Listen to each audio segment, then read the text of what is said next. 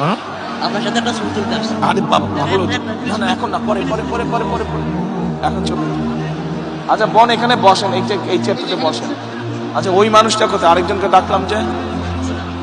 জামায়াতে ইসলামের সংসদ সদস্য প্রার্থী মৌলানা আব্দুল হাকিমের কাঁধে হাত দিয়ে মিছিলের সামনে যে যুবককে দেখা যাচ্ছে সে একজন মানসিক প্রতিবন্ধী।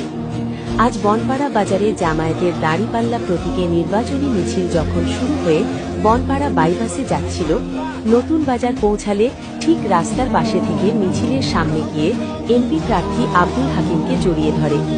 সেখান থেকে অন্য নেতাকর্মীরা তাকে একদিকে যেতে বললেও আব্দুল হাকিম তার কাছে রাখেন।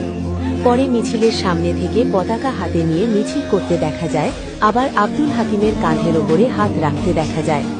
বিষয়টা সাধারণ মানুষের মধ্যে ব্যাপক উৎসাহিত হয়েছে।